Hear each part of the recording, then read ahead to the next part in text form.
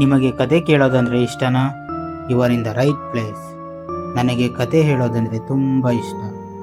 ನಾನು ಆದರ್ಶ್. ಕಾಣದ ಕತೆಗಳಿಗೆ ನಿಮಗೆಲ್ಲರಿಗೂ ಸ್ವಾಗತ. ಒಂದು ವಿಷಯ, ನೀವು ವಿಡಿಯೋನ ನೋಡಲೇಬೇಕಂತೇನಿಲ್ಲ. ನಾನು ಮಾಡೋ ನರೇಷನ್ ಸ್ಟೈಲ್ಗೆ ನಿಮ್ಮ ಮುಂದೆ ಕತೆ ಬರ್ತಾ ಹೋಗುತ್ತೆ. ಜಸ್ಟ್ ಆಡಿಯೋನ ಕೇಳಿದರೆ ಸಾಕು.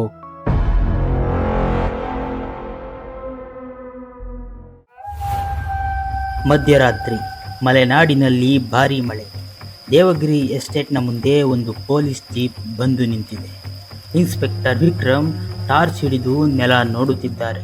ತೀರಾ ಗಂಭೀರವಾಗಿ ನೋಡುತ್ತಿದ್ದ ವಿಕ್ರಮ್ಗೆ ಒಂದು ಆಶ್ಚರ್ಯಕರವಾದ ಸಂಗತಿ ತಿಳಿಯಿತು. ಇಲ್ಲಿ 13 ಜನ ಓಡಾಡಿರುವ ಪಾದಗಳ ಗುರುತು ಕಾಣುತ್ತದೆ. ಅದನ್ನು ಫಾಲೋ ಮಾಡಿದ ವಿಕ್ರಮ್ ಒಂದು ಗೋಡೆಯ ಹತ್ತಿರ ಬಂದು ನಿಲ್ಲುತ್ತಾನೆ. ಆ ಪಾದಗಳ ಗುರುತು ಮುಕ್ತಾಯವಾಗಿರುವುದು ಆ ಎಸ್ಟೇಟ್ನ ಹಿಂಭಾಗದಲ್ಲಿ.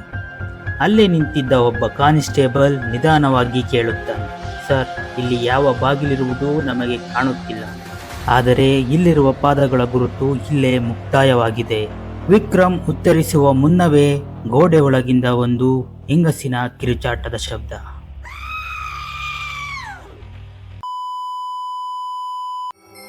ಸರಿ, ನಾವೀಗ ವಾಸ್ತವಕ್ಕೆ ಬರೋಣ. ಆರಾಧ್ಯ ಮತ್ತು ಕಿರಣ್ ಕಾರಿನಲ್ಲಿ ದೇವಗಿರಿ ಎಸ್ಟೇಟ್ನ ಕಡೆ ಬರುತ್ತಿದ್ದಾರೆ. ಕಿರಣ್ ಹೇಳುತ್ತಾನೆ, ನಮ್ಮ ಈ ಡಾಕ್ಯುಮೆಂಟರಿ ಶಾರ್ಟ್ ಮೂವಿಗೆ ಇವತ್ತು ಪ್ರಾಪರ್ ಪ್ಲೇಸ್ ಸಿಕ್ಕಿದೆ. ಆರಾಧ್ಯ, ನಿನ್ನನ್ನು ಗೋಸ್ಟ್ ನೋಡಿದ್ರೆ ಕಿರಣ್ ಕ್ಯಾಮರಾವನ್ನು ಹಿಡ್ಕೊಂಡು ಹೊಡ್ತೀನಿ. ಆರಾಧ್ಯ ನಗುತ್ತಾ ಹೇಳುತ್ತಾಳೆ, ನೋಡು, ಇದೇ ಈ ಎಸ್ಟೇಟ್ನ ಎಂಟ್ರೆನ್ಸ್. ಕಿರಣ್ ಕ್ಯಾಮರಾವನ್ನು ಆನ್ ಮಾಡಿ ವಿಡಿಯೋ ಮಾಡಲು ಮುಂದಾಗುತ್ತಾನೆ. ಅವನಿಗೆ ಸಡನ್ ಆಗಿ ಏನೋ ಪಾಸಾದಂತೆ ಕಾಣುತ್ತದೆ, ಆದರೆ ಅವನ ಕಣ್ಣಿಗೆ ಏನೂ ಕಾಣುವುದಿಲ್ಲ. ಕ್ಯಾಮರಾವನ್ನು ಝೂಮ್ ಮಾಡಿ ನೋಡಿದಾಗ ಒಂದು ಹುಡುಗಿ ಅವನ ಕಡೆ ನೋಡುತ್ತಿರುವಂತೆ ಕಾಣುತ್ತದೆ. ಒಂದು ಸೆಕೆಂಡ್ ಕಿರಣ್ ಬ್ಲ್ಯಾಂಕ್ ಆಗುತ್ತಾನೆ. ಆಗ ಆರಾಧ್ಯ ಏನಾಯ್ತು ಎಂದು ಕೇಳುತ್ತಾಳೆ. ಕಿರಣ್ ಕಣ್ಸನ್ನೆಯಲ್ಲಿ ಏನಿಲ್ಲ ಎಂದು ಹೇಳುತ್ತಾನೆ. ಎಸ್ಟೇಟ್ನ ಮಹದೇವಪ್ಪ ಅಲ್ಲಿ ಸಿಗುತ್ತಾನೆ. ಮಹದೇವಪ್ಪ ಇವನು ತುಂಬ ವರ್ಷಗಳಿಂದ ಈ ಎಸ್ಟೇಟ್ನ ಕಾಯ್ದುಕೊಂಡು ಬಂದಂತಹ ಕಾವಲುಗಾರ. ಆರಾಧ್ಯ ಮಹದೇವಪ್ಪನ ಬಳಿ ಕಾಣೆಯಾದವರ ಬಗ್ಗೆ ಕೇಳುತ್ತಾಳೆ. 23 ವರ್ಷಗಳ ಹಿಂದೆ ಇಲ್ಲಿ 13 ಜನ ಮಿಸ್ಸಿಂಗ್ ಆಗಿದ್ರಾ? ಮಹದೇವಪ್ಪ, ಹೌದು, ಅವರು ಇಲ್ಲೇ ಕಾಣೆಯಾಗಿದ್ದು. ಅವನು ಎಸ್ಟೇಟ್ ಹೌಸ್ನ ಕಡೆ ನೋಡುತ್ತಾನೆ. ಅದು ಯಾರಿಗೂ ಗೊತ್ತಿಲ್ಲ.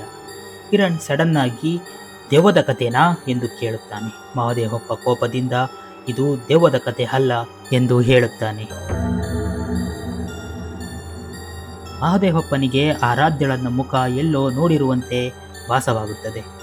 ಆರಾಧ್ಯ ಒಳ ಹೋಗಲು ಕೇಳಿಕೊಳ್ಳುತ್ತಾಳೆ. ಮಹದೇವಪ್ಪ ದೂರದಲ್ಲೇ ನಿಂತು ಒಳ ಹೋಗಲು ಪರ್ಮಿಷನ್ ಕೊಡುತ್ತಾನೆ. ಆರಾಧ್ಯ ಮತ್ತು ಕಿರಣ್ ಎಸ್ಟೇಟ್ ಮನೆಯ ಒಳಗೆ ಹೋಗುತ್ತಾರೆ. ಡೋರ್ ನಿಧಾನವಾಗಿ ಶಬ್ದದಿಂದ ಓಪನ್ ಆಗುತ್ತದೆ.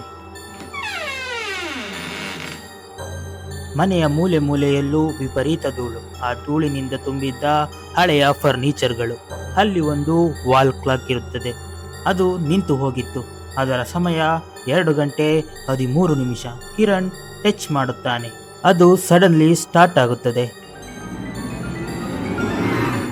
ಆದರೆ ಮತ್ತೆ ಬಂದು ಅದೇ ಸಮಯಕ್ಕೆ ನಿಂತುಕೊಳ್ಳುತ್ತದೆ. ಆರಾಧ್ಯ ಮತ್ತು ಕಿರಣ್ ಮುಂದೆ ಹೋಗುತ್ತಾರೆ. ಅವರು ಕಾರಿಡಾರ್ನಲ್ಲಿ ಇದ್ದಂತಹ ರೂಮ್ಗಳನ್ನು ಕೌಂಟ್ ಮಾಡುತ್ತಾರೆ. 1, 2, 3 ಎನ್ನುತ್ತಾ 12ನೇ ರೂಮಿನ ಹತ್ತಿರ ಬಂದು ನಿಲ್ಲುತ್ತಾರೆ. ಆರಾಧ್ಯ ಕನ್ಫ್ಯೂಸ್ ಆಗಿ ಕಿರಣ್ ಹತ್ತ ನೋಡುತ್ತಾಳೆ. ಹಾಗಾದರೆ 13ನೇ ರೂಮ್ನ ಸ್ಟೋರಿ ಎಲ್ಲಿಂದ ಬಂತು? ಅಷ್ಟರಲ್ಲಿಯೇ ಕಾರಿಡಾರ್ನ ಕೊನೆಯಲ್ಲಿ ಒಂದು ಬಾಗಿಲಿನ ಔಟ್ಲೈನ್ ಕಾಣುತ್ತದೆ. ಆರಾಧ್ಯ ಹೋಗಿ ಅದನ್ನು ಟಚ್ ಮಾಡುತ್ತಾಳೆ. ಅದು ಕ್ಷಣ ಮಾತ್ರದಲ್ಲೇ ಕಣ್ಮರೆಯಾಗುತ್ತದೆ. ಅಲ್ಲಿಂದ ಮುಂದೆ ಬಂದ ಅವರಿಗೆ ಒಂದು ಹಳೆಯ ಕ್ಯಾಮ್ರಾ ಸಿಗುತ್ತದೆ. ಡಸ್ಟ್ನ ಕ್ಲೀನ್ ಮಾಡಿದ ನಂತರ ಅದರ ಮೇಲೆ ಡೇಟ್ 2003. ಕಿರಣ್ ಕ್ಯಾಮ್ರಾ ಆನ್ ಮಾಡುತ್ತಾನೆ. ಬ್ಯಾಟರಿ ಇಲ್ಲ, ಆದರೂ ಸ್ಕ್ರೀನ್ ಆನ್ ಆಗುತ್ತದೆ. ಆ ಕ್ಯಾಮ್ರಾದಲ್ಲಿದ್ದಂತಹ ವಿಡಿಯೋ ಒಂದೇ. ಆ ವಿಡಿಯೋವನ್ನು ಅವರು ಪ್ಲೇ ಮಾಡುತ್ತಾರೆ. 13 ಜನ ಕ್ಯಾಮ್ರಾದ ಮುಂದೆ ನಿಂತಿದ್ದಾರೆ. ಅದರಲ್ಲಿ ಆರಾಧ್ಯಳ ತಂದೆ ಕೂಡ ನಿಂತಿದ್ದಾರೆ. ಆರಾಧ್ಯ ಅದನ್ನು ನೋಡಿ ಶಾಕ್ ಆಗುತ್ತಾಳೆ. ಆರಾಧ್ಯ ಅಲ್ಲೇ ಇದ್ದ ಒಂದು ಮಿರರ್ನ ಮುಂದೆ ಹೋಗಿ ನಿಲ್ಲುತ್ತಾಳೆ. ಮಿರರ್ನಲ್ಲಿ ಆರಾಧ್ಯ ಮಾತ್ರ, ಆದರೆ ಅವಳ ಹಿಂದೆ ಒಬ್ಬ ಹೆಂಗಸು. ಕಪ್ಪು ಬಟ್ಟೆಯನ್ನು ಧರಿಸಿರುವ ಅವಳು, ಒದ್ದೆಯಾದ ಕೂದಲು ಮುಖದ ಮೇಲೆ. ಆರಾಧ್ಯ ಸ್ಲೋಲಿ ಹಿಂದಕ್ಕೆ ತಿರುಗಿ ನೋಡುತ್ತಾಳೆ. ಯಾರೂ ಇಲ್ಲ. ಮಿರರ್ನ ಕಡೆ ನೋಡುತ್ತಾಳೆ. ಆ ಹೆಂಗಸು ಇನ್ನೂ ಅಲ್ಲೇ ಇದೆ. ಈ ಬಾರಿ ಅವಳು ಆರಾಧ್ಯನ ಶೋಲ್ಡರ್ ಮೇಲೆ ಕೈ ಹಾಕುತ್ತಾಳೆ. ಆರಾಧ್ಯ ಕಿರುಚಿಕೊಳ್ಳುತ್ತಾಳೆ. ಮಿರರ್ ಹೊಡೆದು ಹೋಗುತ್ತದೆ. ವಿಚಿತ್ರ ಎಂಬುವಂತೆ ಆ ಮನೆಯ ಒಳಗೆ ಲೈಟ್ ಬ್ಲಿಂಕಿಂಗ್ ಶುರುವಾಗುತ್ತದೆ. ಕಿರಣ್ ಹೇಳುತ್ತಾನೆ, ಆರಾಧ್ಯ ಅಲ್ಲಿಂದ ಓಡಿ ಬಾ ಎಂದು. ಕಾರಿಡಾರ್ನ ಕೊನೆಯಲ್ಲಿ ಒಂದು ಶ್ಯಾಡೋ ಕಾಣುತ್ತದೆ. ಅದು ಇವರ ಕಡೆಯೇ ಬರುತ್ತಿರುತ್ತದೆ. ಇಬ್ಬರು ಓಡುತ್ತಾರೆ. ಡೋರ್ ತೆಗೆಯುತ್ತಾರೆ. ಹೊರಗೆ ಬಂದು ಬಿಡುತ್ತಾರೆ. ಡೋರ್ ಕ್ಲೋಸ್ ಆಗುತ್ತದೆ. ಅವರು ಉಸಿರಾಡುತ್ತಾ ನಿಂತು ಬಿಡುತ್ತಾರೆ. ಕೆಲವು ಸೆಕೆಂಡ್ ಸೈಲೆನ್ಸ್. ಕಿರಣ್ ಆರಾಧ್ಯನತ್ತ ನೋಡುತ್ತಾ, ಒಳಗಿದ್ದಿದ್ದು ಮನುಷ್ಯನ ಅಥವಾ ಬೇರೆ ಏನೋ ಎಂದು ಹೇಳುವಷ್ಟರಲ್ಲೇ ಒಳಗಿಂದ ಒಂದು ವಿಚಿತ್ರ ಶಬ್ದ ಕೇಳುತ್ತದೆ. ಅಷ್ಟರಲ್ಲೇ ಮಹದೇವಪ್ಪ ಅಲ್ಲಿಗೆ ಓಡಿ ಬರುತ್ತಾನೆ. ಆಗ ಮಹದೇವಪ್ಪ ಹೇಳುತ್ತಾನೆ, ನೀವು ಈ ಮನೆಯ ಬಗ್ಗೆ ಇನ್ನೂ ತಿಳಿದುಕೊಳ್ಳಲು ಇಚ್ಛಿಸಿದರೆ ನೀವು ಇನ್ನೊಬ್ಬ ವ್ಯಕ್ತಿಯನ್ನು ನೋಡಲೇಬೇಕೆಂದು ಹೇಳಿ ನಂದಿನಿಯ ಅಡ್ರೆಸ್ ಕೊಡುತ್ತಾನೆ. ಸಡನ್ಲಿ ಕಿರಣ್ ಯಾರು ಈ ನಂದಿನಿ ಎಂದು ಹೇಳಿದಾಗ ಮಹದೇವಪ್ಪ, ಈ ನಂದಿನಿ ಬೇರೆ ಯಾರೂ ಅಲ್ಲ, 13 ಜನ ಕಾಣೆಯಾದವರ ಒಬ್ಬಳ ಮಗಳು ಎಂದು ಹೇಳಿ ಅಲ್ಲಿಂದ ಹೊರಟು ಹೋಗುತ್ತಾನೆ. ಆಗ ಆರಾಧ್ಯ ಮತ್ತು ಕಿರಣ್ ಮುಖ ನೋಡಿಕೊಂಡು ಅಲ್ಲಿದ್ದ ಅಡ್ರೆಸ್ ಅನ್ನು ಓದುತ್ತಾರೆ. ಆ ಅಡ್ರೆಸ್ ತುಂಬಾ ದೂರವೇನೂ ಇರಲಿಲ್ಲ. ಅವರು ಅಲ್ಲಿಂದ ಡೈರೆಕ್ಟ್ ಆಗಿ ನಂದಿನಿಯನ್ನು ಭೇಟಿಯಾಗಲು ಬರುತ್ತಾರೆ. ನಂದಿನಿ ತನ್ನ ತಾಯಿ ಕಾಣೆಯಾದ ಸ್ಟೋರಿಯನ್ನು ಹೇಳುತ್ತಾಳೆ. ಆ ರಾತ್ರಿ ನನ್ನ ಅಮ್ಮ ಮನೆಗೆ ಬರಲೇ ಇಲ್ಲ. ಆದರೆ ಅವರು ಹೋಗುವ ಮುನ್ನ ನನಗೆ ಒಂದು ಫೋಟೋ ಕೊಟ್ಟಿದ್ದರು. ಅದರಲ್ಲಿ 13 ಜನ. ಅದರ ಹಿಂದೆ ಬರೆದಿತ್ತು, ಡೋರ್ 13 ಓಪನ್ ಆಗುವ ಮುಂಚೆ ಅವರನ್ನು ನಿಲ್ಲಿಸಿ ಎಂದು.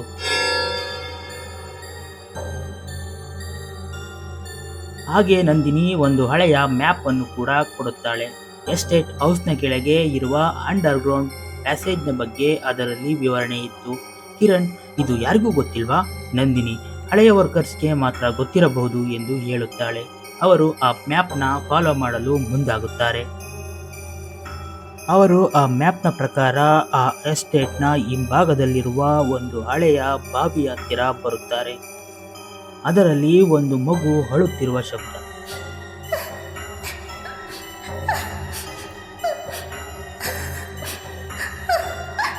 ಅದು ಅಕ್ಕ ಎಂದು ಕರೆಯುತ್ತದೆ.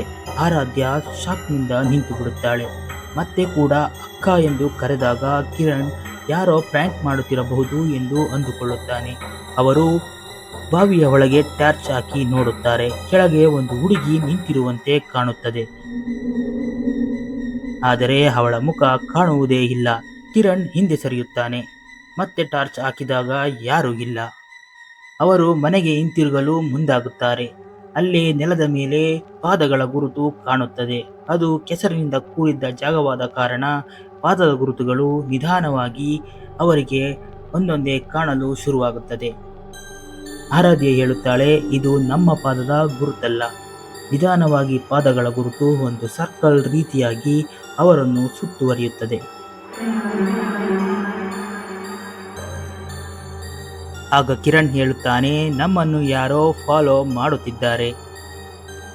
ಆಗ ನಂದಿನಿ, ನಿಮಗೆ ಬೇಕಾದ ಮಾಹಿತಿ ನಿಮಗೆ ಸಿಕ್ಕಿದೆ ಎಂದು ಗಾಬರಿಯಿಂದ ಹೇಳುತ್ತಾ ಅಲ್ಲಿಂದ ಹೊರಟು ಹೋಗುತ್ತಾಳೆ.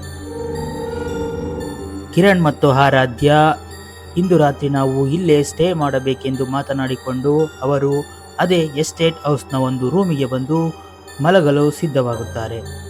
ಕಿರಣ್ ಸಂಪೂರ್ಣವಾಗಿ ಮಲಗಿಬಿಟ್ಟಿರುತ್ತಾನೆ. ಆರಾಧ್ಯಗೆ ನಿದ್ದೆ ಬರುವುದೇ ಇಲ್ಲ. ಆಗ ಸಮಯ 2 ಗಂಟೆ 12 ನಿಮಿಷವಾಗಿರುತ್ತದೆ. ಕಣ್ಮುಚ್ಚಿ ಬಿಡುವಷ್ಟರಲ್ಲೇ ಟೈಮ್ 2 ಗಂಟೆ 13 ನಿಮಿಷವಾಗುತ್ತದೆ. ಅಲ್ಲಿವರೆಗೂ ತುಂಬ ಶಾಂತವಾಗಿದ್ದ ಆ ರೂಮ್ನಲ್ಲಿ ವಿಪರೀತ ಗಾಳಿ ಮತ್ತು ವಿಚಿತ್ರ ಶಬ್ದಗಳು ಕೇಳಲು ಶುರುವಾಗುತ್ತದೆ. ಇದ್ದಕ್ಕಿದ್ದಂತೆಯೇ ಅವರ ರೂಮ್ನ ಬಾಗಿಲನ್ನು ಯಾರೋ ಬಡಿಯುತ್ತಿರುವಂತೆ ಅವರಿಗೆ ಕೇಳುತ್ತದೆ. ಈ ಶಬ್ದದಿಂದ ಎದ್ದು ಕುಳಿತ ಕಿರಣ್ಗೆ ಏನೂ ತಿಳಿಯುವುದೇ ಇಲ್ಲ. ಇಬ್ಬರು ಆ ಡೋರ್ನತ್ತ ನೋಡಲು ಶುರು ಮಾಡುತ್ತಾರೆ. ಡೋರ್ ಇನ್ನೂ ಜೋರಾಗಿ ಬಡಿಯುತ್ತಲೇ ಇರುತ್ತದೆ. ಆಗ ಆರಾಧ್ಯ ಆ ಡೋರ್ ಅನ್ನು ಓಪನ್ ಮಾಡಲು ಮುಂದಾಗುತ್ತಾಳೆ. ಕಿರಣ್ ಬೇಡ ಎಂದು ತಡೆಯುತ್ತಾನೆ. ಅಷ್ಟರಲ್ಲಿ ಆ ಡೋರ್ನ ಹ್ಯಾಂಡಲ್ ಸ್ವತಃ ತಿರುಗುತ್ತದೆ. ಡೋರ್ ಓಪನ್ ಆಗುತ್ತದೆ. ಅವರು ವಿಚಿತ್ರವಾದ ಪಾದಗಳ ಗುರುತನ್ನು ಕಾಣುತ್ತಾರೆ. ಅದು ಕೆಸರಿನಿಂದ ಕೂಡಿರುತ್ತದೆ. ಅವರು ಟಾರ್ಚ್ ಬಿಟ್ಟು ಆ ಪಾದಗಳ ಗುರುತನ್ನು ಫಾಲೋ ಮಾಡುತ್ತಾರೆ. ಅದು ರೂಮ್ ನಂಬರ್ 13ರ ಮುಂದೆ ಬಂದು ನಿಂತಿರುತ್ತದೆ. ಕಿರಣ್ ಮತ್ತು ಆರಾಧ್ಯ ತುಂಬಾ ಭಯಭೀತರಾಗಿರುತ್ತಾರೆ, ಹಾಗೆ ಕನ್ಫ್ಯೂಸ್ ಕೂಡ ಆಗಿರುತ್ತಾರೆ.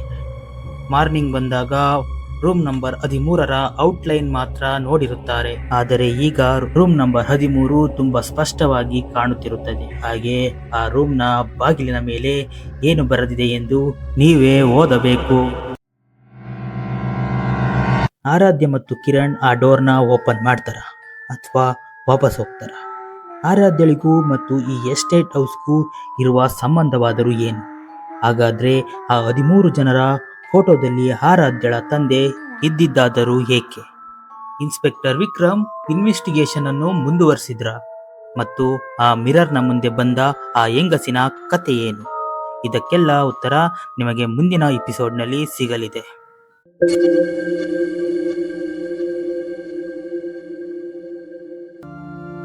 ಈ ಕಥೆನ ಇಲ್ಲಿವರೆಗೂ ನೀವು ಕೇಳಿದ್ದೀರಾ ಅಂದರೆ ಈ ಕತೆ ನಿಮಗೆ ಇಷ್ಟ ಆಗೇ ಇರುತ್ತೆ. ಈ ಕತೆ ನಿಮಗೆ ಇಷ್ಟ ಆಗಿದೆ ಅಂದರೆ ಚಾನಲ್ನ ಸಬ್ಸ್ಕ್ರೈಬ್ ಮಾಡ್ಕೊಳ್ಳಿ, ಲೈಕ್ ಮಾಡೋದನ್ನ ಮರಿಬೇಡಿ, ಮತ್ತು ವಾರಕ್ಕೊಂದು ಮಿಸ್ಟೀರಿಯಸ್ ಕಥೆಗಳು ನಿಮಗಾಗಿ ನಮ್ಮ ಚಾನಲ್ನಲ್ಲಿ. ಆದರ್ಶನ ಕಾಣದ ಕಥೆಗಳನ್ನು ಮಿಸ್ ಮಾಡ್ಕೋಬೇಡಿ.